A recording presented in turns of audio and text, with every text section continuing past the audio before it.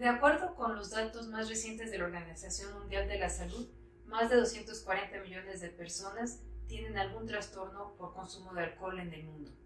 Además, el alcohol causa entre 3 y 3 millones y medio de muertes al año. Sin contar que si agregamos a esto las muertes asociadas a problemas de tránsito en donde estuvo involucrado el alcohol, son un poquito más. Es responsable además de la muerte de la gente joven que está entre 20 y 39 años en un aproximadamente entre 13 y 15%. Y además se asocia a más de 200 enfermedades, entre ellas algunos trastornos mentales. Es decir, es una sustancia que independientemente de su estatus legal tiene una gran influencia en la vida de las personas y en su salud. Si vemos ahora cómo está el panorama en México, algo que realmente presenta un reto muy grande para cualquiera que esté preocupado por la prevención y la salud del futuro de México, de los niños y de los adolescentes, es que el 40% de los adolescentes dice que ya ha bebido alcohol.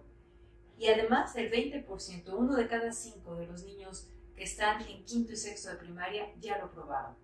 Teniendo en cuenta que el alcohol no se puede vender a menores de edad, es ilegal hacerlo, están probándolo muy probablemente en las mismas casas de sus familias. Y esto puede ser que sea porque la gente no acaba de entender cuál es la importancia de que los jóvenes y los niños en particular no se expongan al alcohol.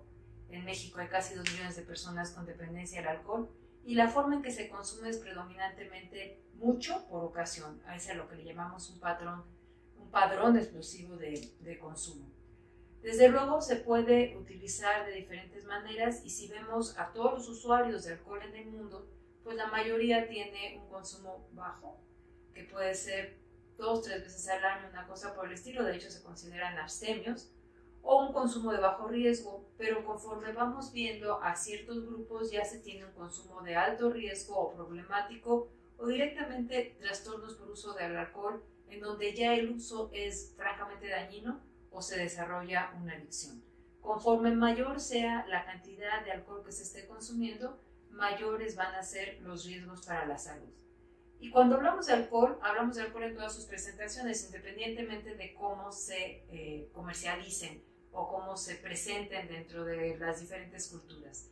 Porque las bebidas que son de más baja graduación, como por ejemplo la cerveza o el vino, pues se venden en cantidades más grandes que las que son más concentradas de alcohol, como podrían ser las bebidas destiladas o un tequila, por ejemplo, que prácticamente la mitad es alcohol puro. En las otras no es un porcentaje más bajo, 6-12%, pero la cantidad que se bebe es mayor. Por eso se considera que a la hora de hablar del consumo de alcohol hablamos del número de copas por ocasión y también por unidad de tiempo. Y aquí hay que tener en cuenta que aunque hay criterios generales, por ejemplo, en el alcoholímetro en la Ciudad de México o en México en varias partes, que es si se considera que la persona tiene una cierta cantidad de alcohol en sangre, no debe manejar. Estos criterios se ponen de manera general, pero no se aplican o no son directamente trasladables de una población a otra. En México, el límite para conducir, para que se permita conducir, es de 0.4 miligramos por litro. Y esta cantidad en el aire exhalado, es muy bajita con respecto a la cantidad que se tiene en sangre, pero hay tablas de correlación. Sin embargo, si nosotros vemos las diferentes poblaciones, un hombre, dependiendo de su talla y de su peso, va a tener más concentrado el alcohol mientras más pequeño sea. ¿Y qué decir de una mujer? Que además las mujeres, que en términos generales son de talla más baja que los hombres, metabolizan más lentamente el alcohol y está más concentrado en ellas simplemente por la distribución de agua en el cuerpo. Tienen menor cantidad de agua en proporción que los hombres. Allí es donde se disuelve el alcohol, queda más concentrado y entonces se puede ver que, por ejemplo, si una persona bebe una cerveza y es una muchacha de 50 kilos, con eso ya no pasa un alcoholímetro si después de ahí sale a manejar. Puede ser que para esto se necesiten 2 cervezas en el caso de un muchacho más grande o hasta 3, desde luego, si fuera una persona que está bebiendo más lentamente y que pesa 100 kilos o una cosa por el estilo. Depende del tamaño, depende del sexo. En términos generales, digamos que 2 bebidas seguidas dan este nivel o un poquito más alto de 0.4 miligramos por litro, que es el nivel de alcohol en el aire exhalado, que se considera que ya no permite que las personas tengan los reflejos necesarios para manejar sin poner en riesgo a los demás. Conocemos las fases de la intoxicación alcohólica, que aunque al principio pareciera que está produciendo una euforia, una estimulación, en realidad se debe a una desinhibición de ciertas funciones. Por ejemplo, se desinhiben algunas de las cosas que tienen que ver con nuestra conducta social. Entonces deja de importar lo que piensen los demás y cosas por el estilo, y se empieza a presentar con niveles bajos de alcohol una cierta desinhibición, una relajación y una euforia. Conforme avanza el consumo de alcohol, sobre todo si se hace en tiempos breves, se puede llegar a la pérdida del equilibrio o a tener ya de problemas para mantener el equilibrio, problemas para hablar adecuadamente, el movimiento de la lengua, de toda la articulación de las palabras, y más adelante se hace más evidente esa situación de inhibición porque la gente se queda dormida, ya no reacciona y puede llegar incluso al coma o a la muerte. En términos generales, cuando las personas se autoadministran el alcohol, pues ya no llegan a la coma o a la muerte porque se quedan dormidos antes. Pero si hay estos patrones en donde se les está dando en embudos o cosas por el estilo, en fiestas, se dan casos de muerte por una intoxicación aguda alcohólica. Estos efectos conductuales están relacionados claramente por qué está pasando con el alcohol en el cerebro. Desde luego el alcohol llega a todas partes rápidamente al sistema nervioso central, no tiene ningún problema para atravesar la barrera hematoencefálica, pero dependiendo de los blancos sobre los que actúa, los blancos moleculares sobre los que actúa el alcohol, tiene un efecto inicial en unas partes del cerebro que va avanzando hacia otras.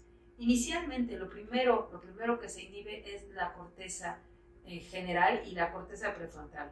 Esta parte de la corteza prefrontal, que ya hemos hablado en otras pláticas, está en la parte más del frente anterior del cerebro y que está atrás de la frente. Si sigue bebiendo, lo que va a inhibirse es el cerebelo, y el cerebelo que tiene que ver con el equilibrio. Entonces, cuando las personas están muy desinhibidas, inicialmente es porque el alcohol está actuando directamente sobre la corteza prefrontal y otras partes de la corteza. Cuando ya tienen problemas para mantener el equilibrio, para articular bien las palabras, para cualquiera de estas cosas, ya el alcohol, además de inhibir a la corteza, está inhibiendo el cerebelo.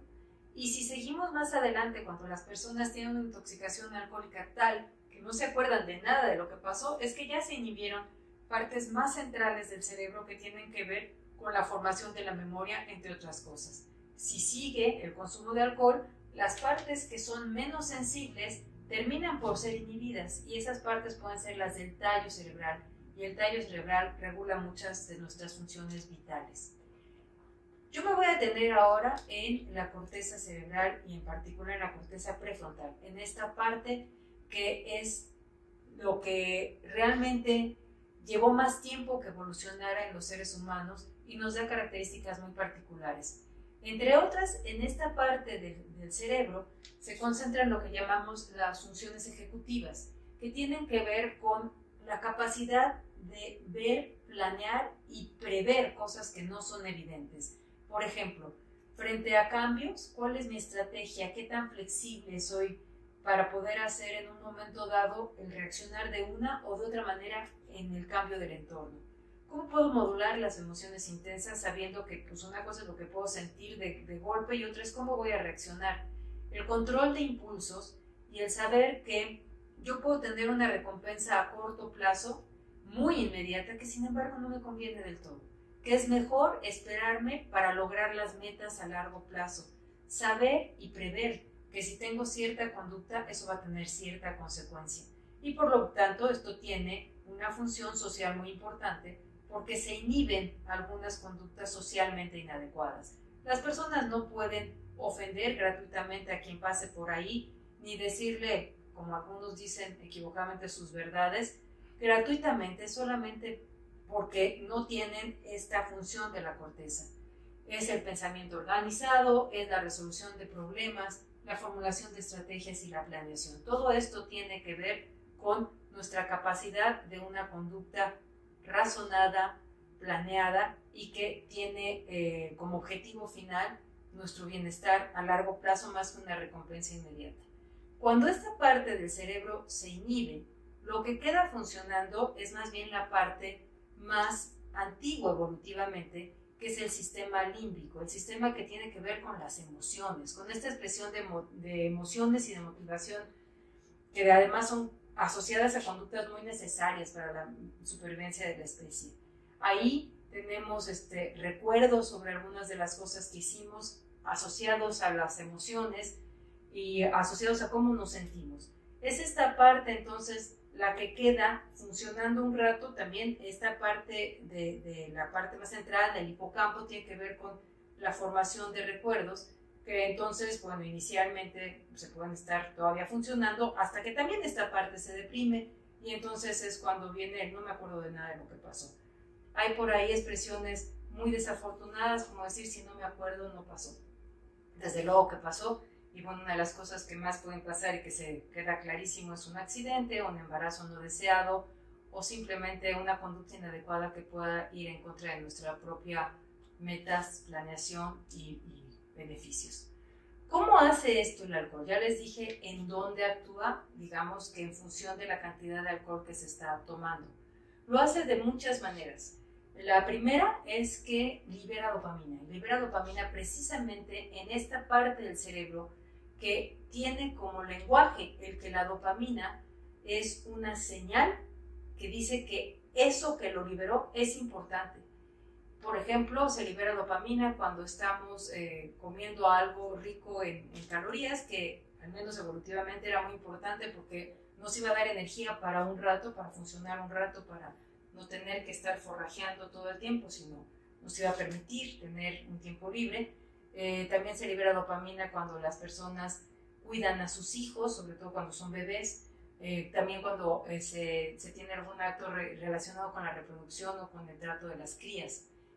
Entonces la liberación de dopamina es muy importante como un mecanismo del cerebro para decir yo puedo funcionar y volver a hacer esto porque esto ayuda a la especie. Desafortunadamente, las drogas también liberan dopamina.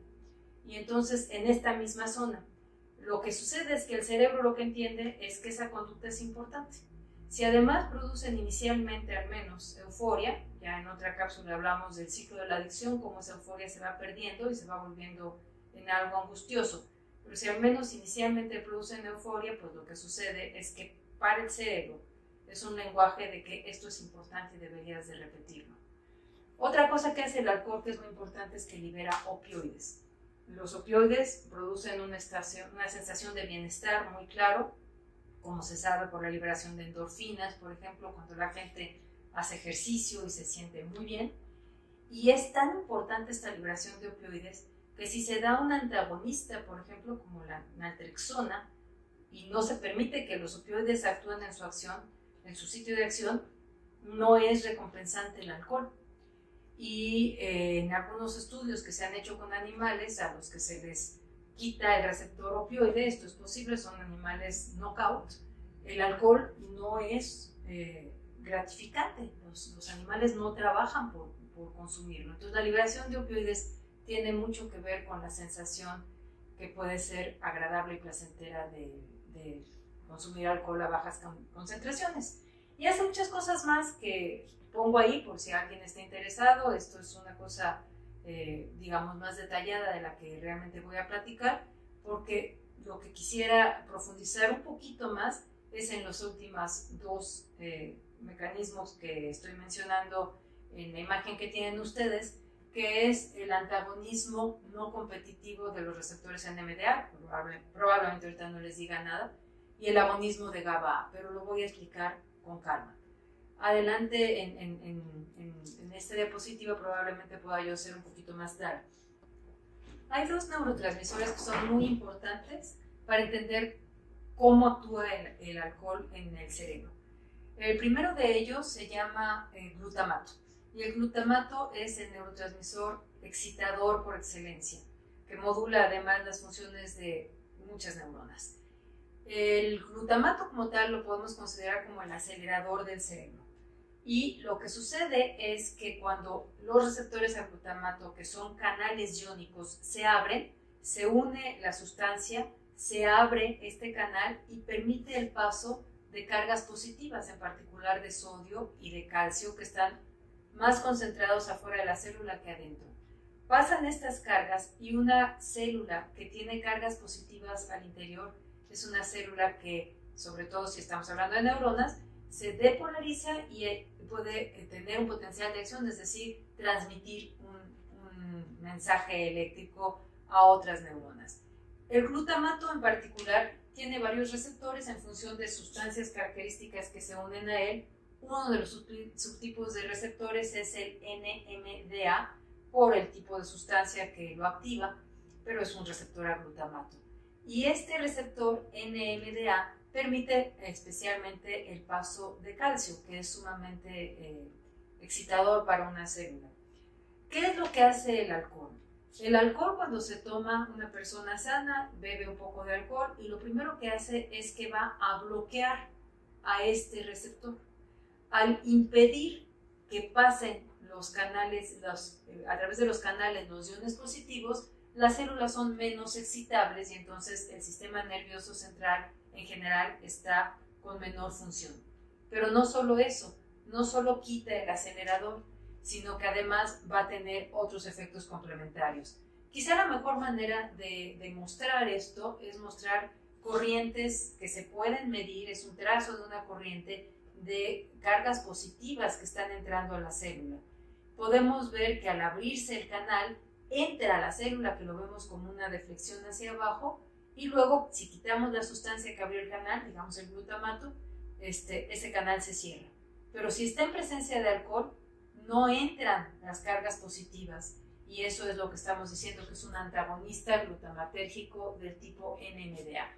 Y a eso coloquialmente le podemos llamar como quitar el acelerador. El mecanismo complementario es que hay otros receptores a otro neurotransmisor, que también es un aminoácido muy amplio y muy abundante en el cerebro, que se llama GABA, GABA-aminobutírico. Y este receptor también es canal, es decir, cuando se une el GABA, lo que sucede es que se abre ese canal, pero en vez de dejar pasar calcio y sodio, deja pasar cloruro, y el cloruro está cargado negativamente, de tal manera que el interior de la célula queda cargado negativamente, y al revés que lo que habíamos dicho hace rato, esto se llama hiperpolarización, esa célula difícilmente la podemos estimular. ¿Qué hace el alcohol? Mete el freno y quita el acelerador, porque aumenta la transmisión de GABA. También aquí tenemos unas imágenes en donde lo que estamos viendo inicialmente, la primera línea que tenemos, es que hace el GABA. Cuando yo doy GABA se abre el canal y puedo ver cómo entra el cloruro. Aunque sea en la misma imagen, sabemos que es una carga negativa. Y en cambio, en presencia del alcohol, el canal se facilita su apertura y entra mucho más cloruro, y entonces la célula está muy poco excitable y muy poco excitable por partida doble. Como tal, haciendo un resumen, tenemos un aumento de la transmisión inhibidora, que es la que predomina en una intoxicación alcohólica, y además una disminución de la estimulación, el bloqueo de la transmisión glutamatérgica. En condiciones normales, y esto es importante tenerlo claro, el organismo lo que trata de hacer es mantener el equilibrio. Y mantiene el equilibrio con esta dualidad. Hay muchos neurotransmisores, pero con esta dualidad GABA-glutamato en los diferentes sistemas que están comunicándose para permitir un equilibrio y una capacidad de reacción. En la intoxicación aguda, con este bloqueo de los receptores NMDA y este aumento en la inhibición, en esta carga negativa que ponemos acá, se cambia el balance y francamente se está inhibido. Pero si esto se hace de manera repetida, el organismo busca la manera de recuperar el equilibrio, y lo hace de diferentes formas. Una es que dice, ok, si estamos con estos receptores GABA y estoy haciendo que trabajen de más, no me conviene tener tantos receptores GABA. Mejor que haya menos receptores GABA. Y por el otro lado, si todo el tiempo estoy bloqueando al receptor NMDA, que es el receptor excitador, pero está continuamente bloqueado, el organismo reacciona sintetizando más. Entonces, las personas ahora mantienen el equilibrio, pero en presencia del alcohol. Tienen su tono GABAérgico más la inhibición que da el alcohol, y eso contrarresta a la estimulación. Es un nuevo equilibrio, y este nuevo equilibrio le llamamos alostasis. Otra vez, el organismo trata de balancear, pero lo hace en presencia del alcohol. ¿Qué pasa ahora si quitamos el alcohol? Es el estado de abstinencia, y ahí se pone de manifiesto que esta pequeña cantidad de receptores a GABA y esta gran cantidad de receptores a glutamato que se sintetizaron en respuesta a estar continuamente inhibiendo a unos y aumentando la función de los otros, va a llevar a un equilibrio diferente en donde están predominando completamente la respuesta estimulante. Y ahí es cuando se manifiestan todos los signos y síntomas de un síndrome de abstinencia, que en bebedores muy crónicos puede ser tan grave como un delirium tremens y que tiene diferentes duraciones. En esta gráfica que estamos poniendo, vemos qué pasa con el sistema de glutamato. Tenemos la parte normal, que es la homeostasis, viene el consumo agudo del alcohol y viene el que no hay transmisión glutamatérgica, está muy inhibida, pero vamos obteniendo un cierto equilibrio conforme esto se va haciendo repetidamente, hasta llegar al nuevo, el equilibrio en otro estado, alostasis. Y claro, si quitamos, esto se viene en una gran manifestación glutamatérgica con la abstinencia que se puede presentar. Y el síndrome de abstinencia es muy amplio, empieza con ansiedad, insomnio, y en sus manifestaciones más severas va produciéndose convulsiones, incluso alucinaciones, y puede ser un delirium tremens completo. Eso en realidad sucede solo en las personas que beben grandes cantidades de alcohol y por tiempos prolongados.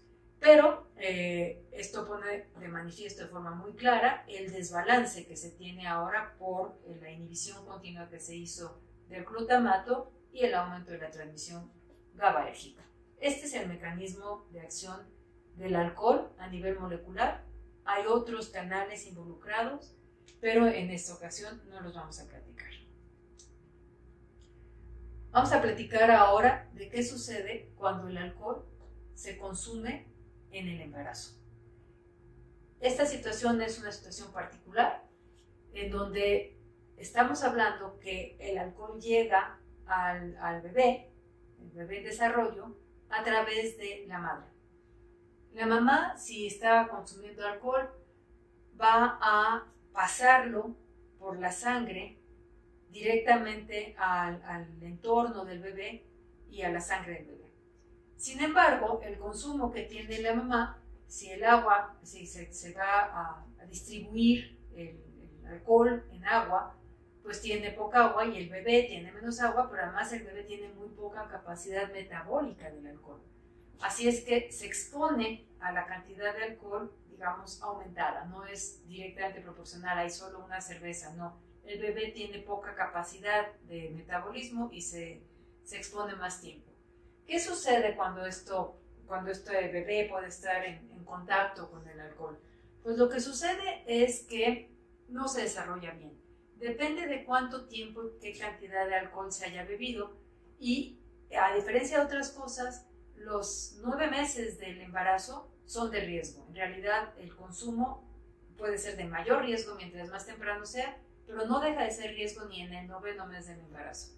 Los bebés nacen chiquitos, menor peso al nacer, eso siempre les da más riesgo de poder desarrollarse adecuadamente, los hace más lábiles en general, tienen mayor riesgo de presentar un trastorno de déficit de atención e hiperactividad, y lo más grave es que pueden nacer y al no estar ya en contacto con el alcohol que les proporcionaba la mamá, caer en síndrome de abstinencia. Un bebé puede tener un síndrome de abstinencia después del nacimiento, en cuanto su organismo se libera de todo el alcohol que estuvo expuesto, y presentar el síndrome de abstinencia que se llama neonatal. Pero más allá de esta parte que podría ser en un momento dado algo transitorio, puede nacer con lo que se llama el espectro del síndrome alcohólico fetal, que se da tanto por alcohol como por disolventes. Ahorita vamos a hablar de él por alcohol. Primero vamos al síndrome de abstinencia. Supongamos que este niño tuvo la muy mala suerte de que su madre no supiera o no tuviera conciencia del riesgo y estuvo consumiendo alcohol, probablemente consumía en grandes cantidades, no se dio cuenta al principio del embarazo, siguió consumiendo y este niño nace con síndrome de abstinencia. ¿Qué le va a pasar? Bueno, primero son niños que realmente, como ustedes se pueden imaginar, tienen una hiperexcitabilidad, precisamente porque en ellos ya está este desbalance en los neurotransmisores, ya está facilitada la vía excitadora e inhibida la vía inhibidora.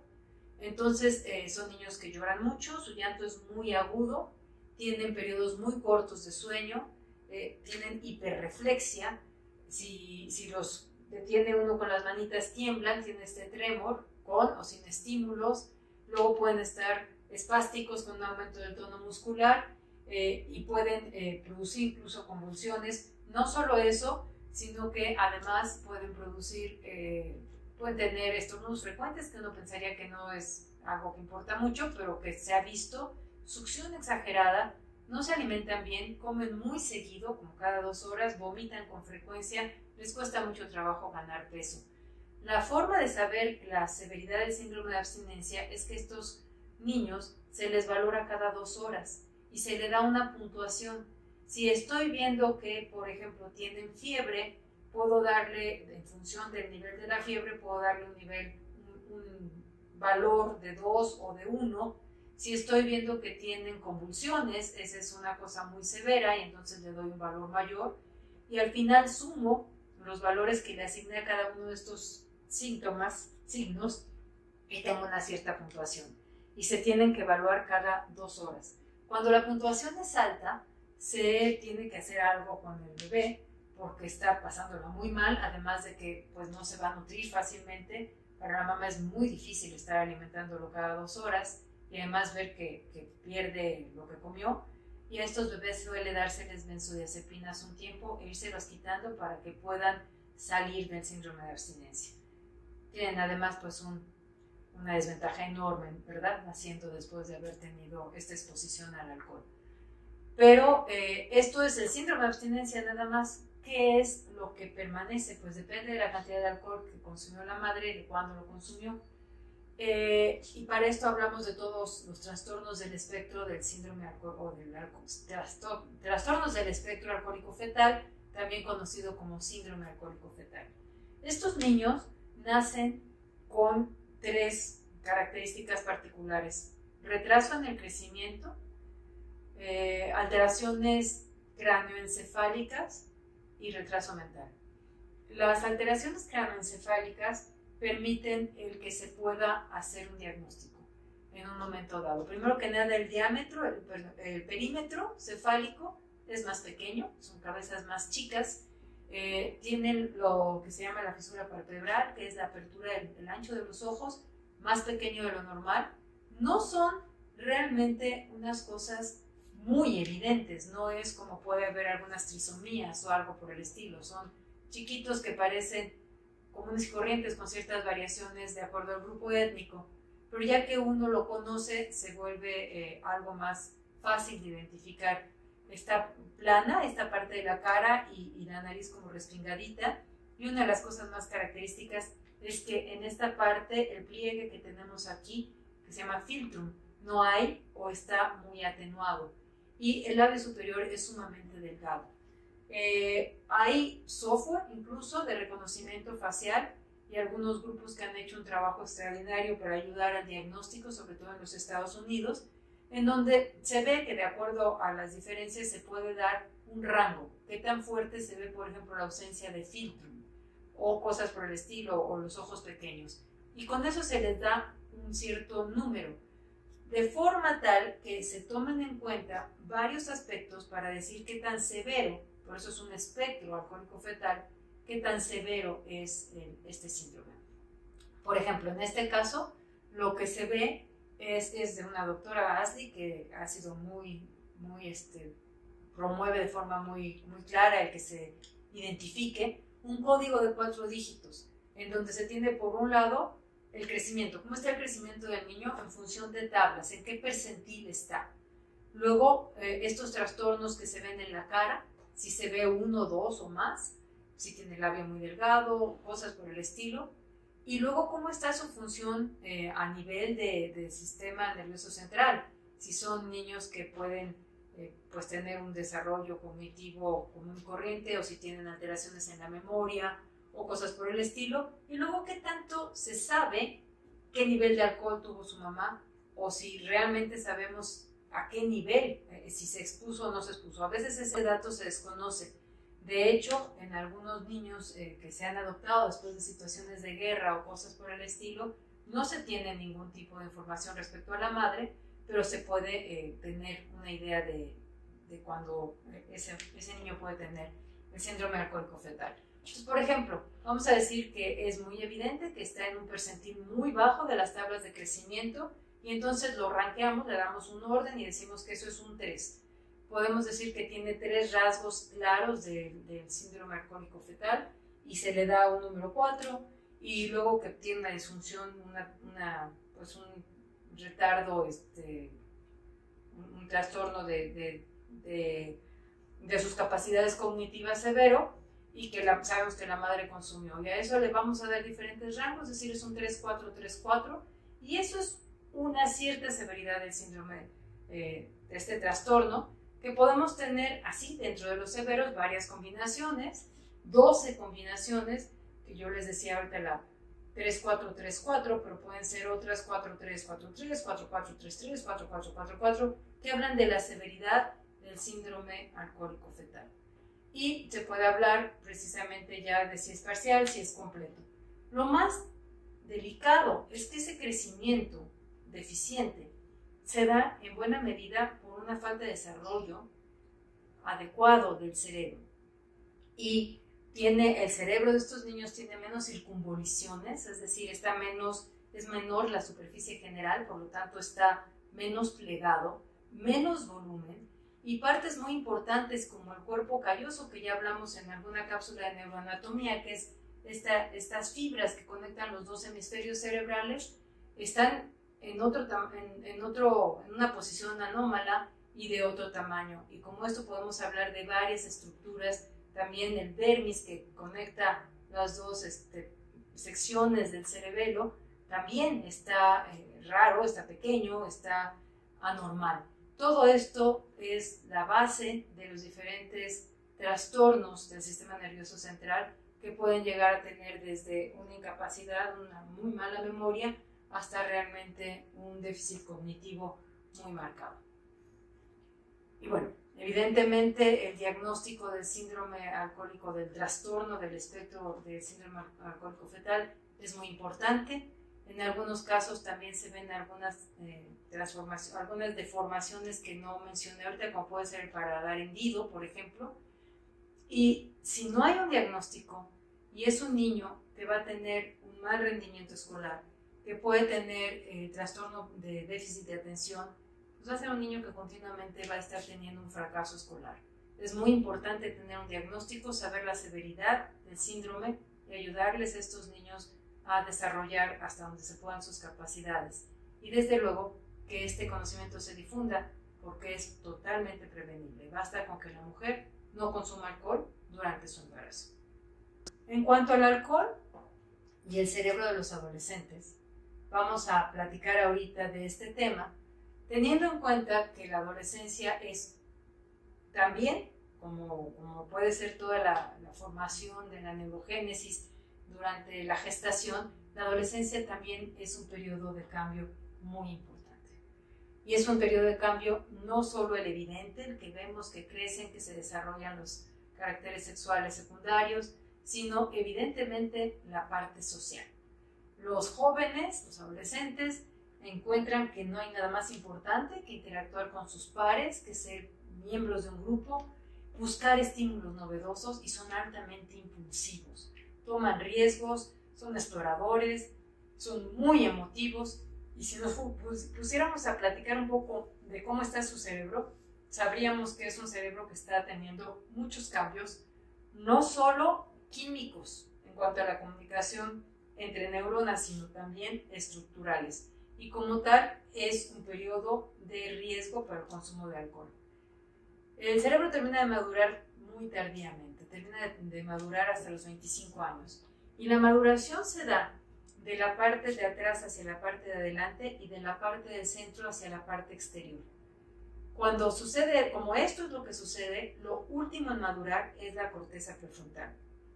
La corteza prefrontal, que es precisamente esa zona del cerebro que nos permite planear y no hacer las cosas con el primer impulso, sino poner un control a los impulsos y decidir qué es mejor para nosotros mismos sin que nadie más nos lo tenga que decir.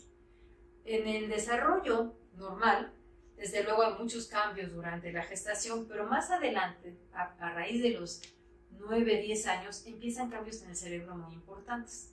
Y estos cambios no son intuitivos. Uno podría pensar, si es chiquito, tiene poquitas neuronas y luego se hacen más o se comunican mejor. No, en realidad no es así. Lo que sucede es que un niño chico tiene una cantidad de comunicaciones, no un bebé, un muchachito de 8 años tiene una gran cantidad de comunicaciones nerviosas y una red grandísima. Las neuronas, que también ya hemos platicado de ellas en esta página, tienen el soma, la parte más importante del cuerpo de la neurona donde está el núcleo, tienen los axones, que en unas ocasiones son cortos porque nada más se comunican en distancias pues, que están en unos cuantos milímetros, y en otras ocasiones son sumamente largos porque van a otras regiones y se comunican con otras partes del sistema nervioso central, y tienen las dendritas que reciben la información de todas las demás neuronas. Cuando los niños, antes de la adolescencia, de la pubertad, vemos sus cerebros, tienen muchas dendritas, entonces son como neuronas despeinadas que se comunican todas con todas y que están en una enorme comunicación, en una red grandísima. Y en cambio, si vemos el cerebro del adulto es un cerebro peinado, que tiene menos sinapsis, se llaman las comunicaciones entre las dendritas y los axones, que permiten esta manera de comunicación, tiene mucho menos comunicación de sinapsis, pero las vías son más eficientes. ¿Cómo se logra esto? Se logra primero por un proceso en donde efectivamente en la niñez proliferan las sinapsis, los puntos de contacto entre diferentes neuronas. Después viene la poda neuronal, todo esto es postnatal y cercano a la adolescencia. Y la poda neuronal es precisamente que no haya toda esa comunicación, sino nada más la que a lo largo de esos periodos los niños han ido desarrollando. Las que más se usan son las sinapsis que se van a quedar. Y finalmente un proceso de mielinización, que significa que se recubren los axones con una capa aislante para permitir que sea como cables que transmiten muy bien y muy rápidamente la electricidad, que es la forma que se conectan o que se traduce a través de una neurona el estímulo, y luego ya de una neurona a las demás, ahí están los neurotransmisores químicos. Entonces, ¿qué es lo que se conecta durante la maduración cerebral y la adolescencia? Se conecta el sistema límbico, el sistema de las emociones, de los impulsos, al sistema de la corteza prefrontal, el sistema del control, de las decisiones razonadas y de precisamente el evaluar a largo plazo qué sucede. Y por eso las personas que crecen sanamente tienen menor control, tienen menor impulsividad, mayor control y pueden planear adecuadamente qué quieren hacer. ¿Qué sucede cuando los adolescentes crecen en presencia del alcohol? Si crecen en presencia del alcohol, se da una poda neuronal anómala. Es decir, no es que se desaparezcan las neuronas, pero esas neuronas están mucho menos ramificadas y no son las conexiones óptimas. Son en realidad conexiones que sean, si por ejemplo esos son niños, estamos hablando de que los niños de quinto y sexto de primaria ya están bebiendo, que es una tragedia, esos niños están echando a andar ciertos mecanismos y utilizando ciertas vías que son las que se van a quedar, porque las sinapsis que permanecen son las que se han usado, y en cambio otras se van. ¿Quién quita las sinapsis? Las quitan unas células interesantes que se llaman las células gliales. Tenemos 100,000 millones de neuronas, también de esto hemos platicado ya en esta página, pero además muchas más células gliales. Las células gliales son astrocitos, microglia y oligodendrocitos, células que a mí me gusta mucho, no solo verlas, sino sus funciones, porque los astrocitos tienen una patita, así como que una comunicación a los vasos. Y se ve cuando uno está haciendo tinciones del cerebro y eso se ve como están en contacto con los vasos sanguíneos del cerebro y eso les permite ver el medio, qué está circulando en el líquido cefalorraquídeo. Pero además se tocan unos con otros haciendo una red en todo el cerebro y comunicándose para saber qué está pasando en el cerebro. Y alertan cuando hay alguna situación anómala. Y la microglia son las células del sistema nervioso central que actúan como células del sistema inmune. Si hay algún tipo de daño, son las que limpian, actúan como fagocíticos, se comen, digamos, los desechos, pero también son las encargadas de la poda neuronal. Y esta poda la hacen en función de dejar solo las sinapsis que han sido funcionales y quitar las demás para que la comunicación sea más eficaz. Ahora sabemos que las drogas de abuso modifican la función de la glía, tanto de la microglia como de, en particular, los astrocitos. Y esto es muy importante porque el alcohol activa la glía por diferentes mecanismos y al activar esto puede hacer que la poda neuronal no sea óptima.